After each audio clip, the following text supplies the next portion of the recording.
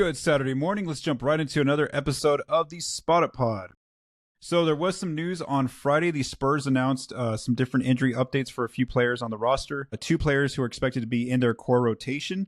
And then also they made a smaller a waiving of a player. And I also didn't address this on the podcast, the signing of that particular player. So let's go and jump right into this episode. So on Friday afternoon, the Spurs announced injury updates for three different players on the roster: Devin Vassell, Zach Collins, and Charles Bassey. So let's first begin with Vassell, because we know that he's expected to be in the starting lineup for the Spurs, and he's actually going to be out the longest out of these three players. So basically what they announced was that, Devin is participating in non-contact basketball activities, and he is expected to miss the start of the season. They are going to provide an update on November 1st. So basically, by November 1st, at minimum, Devin then is going to miss all of training camp. He's going to miss all of the preseason, which is 5 games, plus he'll miss the Spurs' first 5 regular season games, which are against the Dallas Mavericks, the Houston Rockets twice, the Oklahoma City Thunder, and also the Utah Jazz. So again, at that point on November 1st, they'll provide another update. So again, it's not guaranteeing that Devin's going to return to the court by November 1st. They're just going to provide an update to Spurs. So again, he could miss 5 or more games here to start the regular season for the Spurs, and that's a huge blow for the team, because Devin is their second leading scorer behind Wemby. He's one of the creators.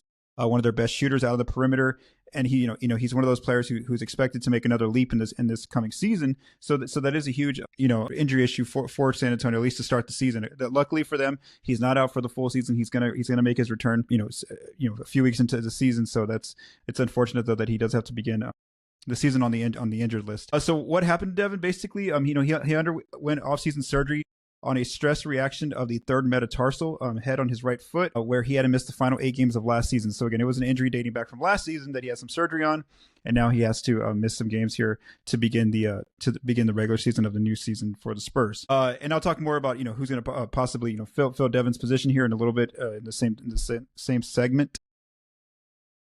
Now let's talk about Zach Collins and Charles Bassey's injuries as well.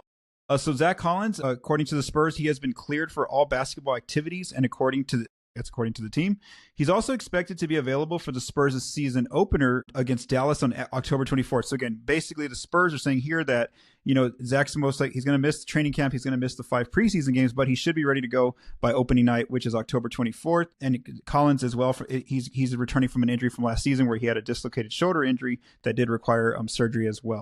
So Collins should be ready at least for the regular season, which we do expect him to most likely be the backup center behind Wemby if he's ready by opening night.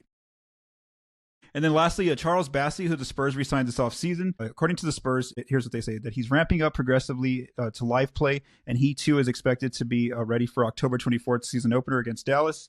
So just regarding Bassey, we know that last season, he was having a pretty good year to start the year off the bench as the backup big for the Spurs. And then unfortunately, he tore his ACL. And so that put him on the injured list for the remainder of the season. And so Bassey, too, should be ready to go by opening night, according to the team, is what again, the keywords are expected, because, we don't know, maybe a player heals faster and gets through the recovery faster. So maybe they return quicker to the court, or maybe there are some setbacks, unfortunately, in the recovery process, and so it could be a little bit later of a date for either Collins or Bassey. So again, those are the injury updates that the team did provide on Friday afternoon, and that's key, because that kind of gets into some different questions about who's going to fill the roles of those 3 players, at least to start training camp and the preseason, and then specifically for Vassell, the first few games of the regular season. So that's kind of where I want to take this conversation now, is just looking at some possible options for Vassell replacements in the starting lineup until he makes his return. So one of the first players I want to start with is basically what I'm going to do is I'm going to name some players, and then I want to give some like positives of why this player might fit as why the Spurs should give this player the starting shooting guard spot job, or maybe not, because here's the reasons probably why not. And again, there's different reasons for every single player here. So the first player is Keldon Johnson. So we know that Keldon, he's typically more so he plays more like a small ball power forward. He can also play more so the small forward kind of role. So he's more so just the fact that he's a wing, he should be okay if he had a start, because I know he's not a shooting guard, but the fact that he plays out on the wing, he kind of knows, how to run the sets in the half court offense at the wing position. So some of the positives that Keldon would provide to the starting unit is that he's going to bring you scoring, whether it's shooting from the outside, even though his percentage has had some difficulty being consistent over the last few seasons, or he's one of those players who can try to get to the free throw line, try to attack the rim whenever he tries to drive the ball against the defense. So that's where I think that if you need a scoring punch, I think the Spurs would go with Keldon Johnson, because again, they're losing Devin Vassell almost like 20 points per game. So maybe they go to Keldon to elevate his role. And with, even though, yes, he's a starter alongside Wemby and Chris Paul and Sohan and Barnes, after Wemby, Keldon would probably be the second go-to scorer for this unit in the starting lineup. If he did start. And then also he would be able to keep his similar usage, I think, similar to what he has on the bench. So again, Keldon's going to bring you more so that scoring punch if that's what you want in the starting unit.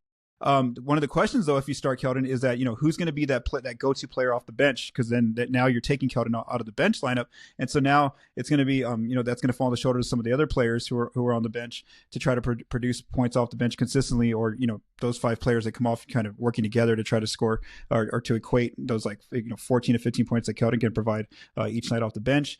And then also a big key for Keldon, if he does start, is how much has his 3-point shot improved? Because again, that was one of the issues with his season last season, was that his 3-point shot could be sort of like a roller coaster, where it went in a few times, it kind of didn't stay stable, and so that's something to watch, is how much did he improve his 3-point shot over the offseason? If he did improve it, then that's great, because now he's going to provide some spacing when teams like double team or triple team Wemby, and so that's a key question for Keldon. So again, Keldon's one of the first options maybe the Spurs might look at as for that starting spot.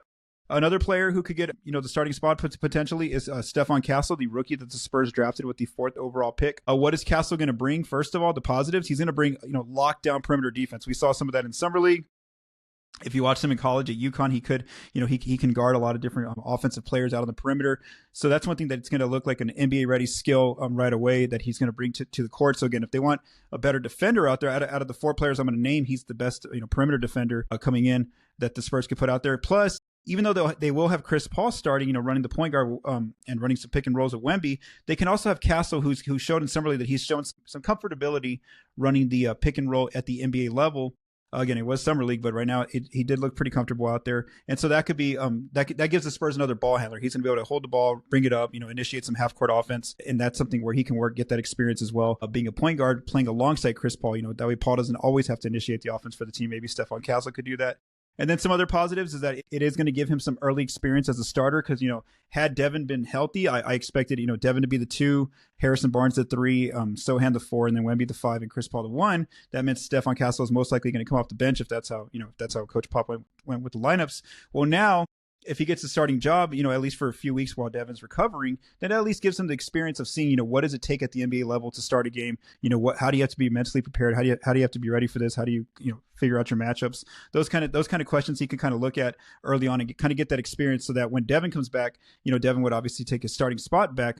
But then whenever the Spurs do need Castle to start again later in the season, he'd be ready to do that right away, because he's got that experience as a starter. I think for him, similar to Keldon, is the big question is, his outside shooting. That's the one thing that was one of the knocks on him coming into the draft. And so that's going to be, he made a few at summer league, but again, it's going to be the questions. Defenses are definitely going to test him from out there. And then if you have Castle, who isn't known for his outside shooting, plus a player like Jeremy Sohan, that's a part of his game he's still working on. Is there not enough spacing out there on the floor for Wemby? And so then that becomes a question of how much can they start Castle? Is basically it really comes down to the 3-point shooting for him, and how much he's improved on that in these last few months since he's been waiting for the season to start. Another player who could potentially start for Vassell while he's recovering is Julian Champagnie. And, Julian, there's a lot of reasons for him to start. One, he out of all these players, he actually has that 3-point shot ready to go. That's the one part of his game that's super consistent, that the Spurs know they're going to get from him, is that outside shooting threat. He's ready to shoot the ball. He's also a low volume, I would say, usage rate player. So basically, he's not going to take a lot of your offensive possessions, having to create for himself or others. That's going to be more so where he'll allow Victor and Chris Paul and Harrison Barnes and Jeremy Sohan to kind of initiate a lot of the different offensive looks for the team, and he'll kind of just be ready to shoot or move the ball around on the offensive end. And then also he's gonna play some solid defense. Not maybe not the level of defense that Stephon Castle brings, but he's gonna play solid defense, because he definitely impressed Pop last year. The fact that he started out there not only for his shooting, but also because he was a consistent defender out there on the perimeter. So again, those are the positives, reasons why Champagnie might start. The only negative I wrote here was just basically low. What if the Spurs need more? The fact that they're missing one of their 20-point per game scorers like Devin. What if they need more creativity offensively? And that's the one thing that Champagnie's not going to bring to the team. So again, that would probably be the only drawback of if they didn't start him, was because he wasn't bringing enough firepower to that starting lineup. And then the last player who I wrote down here was Malaki Branham. So for Branham, had Vassell been healthy and just basically the full roster been healthy coming into training camp, it looked like Branham and Blake Wesley might have been on the outside of the 10-man rotation. Well, now that Vassell is injured, this actually opens up a good opportunity for Branham to try to show the coaching staff that he's ready to either start or maybe even get one of those roles off the bench at the wing position. And so what do we know about the positives about Branham is that he does have that 3-level scoring ability. He can go through swings of games where he's making threes, where he's getting some mid-rangers, where he might be getting to the rim with some layup opportunities. But the drawback is his consistency. That's the reason why he probably wasn't going to make the 10-man rotation early on, because he just hasn't been consistent through two years in the league. And so that's a question of how much has he improved as well in the offseason, and can he take advantage of this opportunity to either start or maybe get a role off the bench. And then of course we know perimeter defense is also not his calling card, unlike Castle and Champagnie. So that would be another drawback to maybe why he does not start. But again, I think for both Branham and Champagnie, this is a really good opportunity for both players to try to crack the rotation, whether it's in the starting lineup or whether it's getting a role off the bench now for these first few weeks of the season before Devin Vassell makes his return. Because we know that regardless, whether Devin's here or not, Stephon Castle is going to get some minutes somewhere. So is Keldon Johnson. So I think for those other players on the outside, like Champagnie and Branham, this is a good opportunity for them to at least try to, carve out a role for themselves. And then that way they impress the coaching staff. That way when Devin does return and he gets his role back with it, maybe there's a spot for one of those two players off the bench if they've been playing well in training camp and the start of the regular season. So now I want to turn to the second topic, which is basically what Collins and Bassey injured. So luckily for the Spurs, but Bassey and Collins are not expected to be out that long. They should both be back by the regular season. So what they're going to probably miss then is the preseason, is the training camp, those practices, getting to know your teammates kind of thing. And then also the first 5 preseason games. And so for what this creates an opportunity for is other players, toward the end of the roster, who might try to carve out a role for themselves to just for those preseason games, just to be the backup 5 or get some minutes as the backup 4 if somebody else is starting at the backup 5. And so players that I highlighted here are Sandro Mamukelashvili, because again, Mamu kind of looked like he might be on the outside of the rotation had everyone been healthy. And now, he might have to play some small ball 5 in the preseason, but that's an opportunity for him to get some minutes. And then another player who's a rookie is Harrison Ingram. We saw Harrison Ingram play in Summer League with the Spurs. Well, now he gets a shot to possibly, whether it's a small ball 5 role or even that, let's say Mamu gets the backup 5, then Harrison Ingram might be able to compete for that backup 4 role, at least until Bassey and Zach Collins do get healthy. So again, there's an opportunity for 2 players toward the end of the depth part of the roster. And then also some other players to kind of look out for are Sidi Sissoko. Again, he might be able to carve out a role for himself with in that backup power forward role at least for the preseason until Zach Collins and Bassey get back. And also a rookie who's on a training camp contract. So again, this is a really big challenge for him. But Riley Minix as well, he can play a little bit of backup 4. And so there could be an opportunity for him as well in the preseason and training camp to try to impress the coaching staff to see if maybe he can get some minutes as well. And actually try to get a full either standard contract or a 2-way contract with the Spurs. Okay, so now for the final topic, I want to discuss some recent roster move the Spurs made this past week.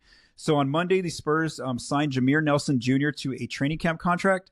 And then on Friday, they actually waived him. So again, this wasn't too surprising because this is something that a lot of NBA teams do during training camp is if they have a player in mind that they maybe want to put on their G League team in the future, then what they'll do is they'll sign that player for about a day or two, and then they'll waive that player. That way, whenever the G League roster start getting created, since they had that player on their team at one point, they're actually able to add that player to their G League team. So again, I think this move to sign Jameer Nelson Jr. for a week and then waive him was probably to get him on the Austin Spurs. So again, if he can't find a spot on another NBA team, it's likely he'll probably end up on the Austin Spurs roster whenever the G League season starts. We did see Nelson Jr. play in the Summer League for a few games with the Spurs. He wasn't really one of the go-to point guards for the team. Again, early on when Stephon Castle was healthy in Summer League, they let him run the point guard. Then they had Jamari Bouye run most of the point guard up in Vegas for most of that time before Bouye just got waived a few weeks ago. So again, Nelson Jr. is most likely going to end up in Austin is what it looks like with the reason why they did that deal. But this does mean since he got waived on Friday that the Spurs again have one open roster spot. So what they can do with that roster spot is they can either sign another player on a training camp contract or they can sign a player to a 2-way contract. So again, that's what they can do with that spot. And now knowing that they don't have Bassey and Collins for at least preseason and training camp, I wonder now if this makes the Spurs go out and find a big. So again, one big who hasn't been signed by the Spurs yet, but he was reportedly supposed to get signed back in late July was Nathan Mensah. He was on the Spurs' Summer League team. And he's a big who's had some experience, I believe, with the Hornets. And so he's more so like a shot blocking kind of defensive big. He's not going to give you a lot on offense, but Mensah could be a player that maybe the Spurs signed to either a training camp contract for the preseason and training camp, or maybe a two-way contract just to have more depth there at the 5, because they do see that they're without both of their backup centers right now in Collins and Bassey, at least to start the preseason before the regular season opens up.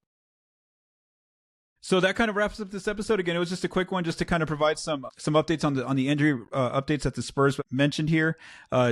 Training camp does start officially next week, so all week the Spurs will be practicing, and then from there the following week the preseason game starts. So here we go. It's about to start here. And again, the key question will be, who ends up getting that role, filling that role with Devin Vassell out. And then also, by November 1st, we want to see exactly, how long is Vassell still going to be out, or is he ready to return by that point? So again, that could be critical for the Spurs. They can't have Devin missing, too many games, because obviously, they want to get off to a good start. They don't want to fall behind really quickly early on, especially in the conference that they play in, which is the West. And a lot of their easier games against the Eastern Conference don't come until later on, after like November or December. So again, they have a pretty grueling schedule, at least to start the year.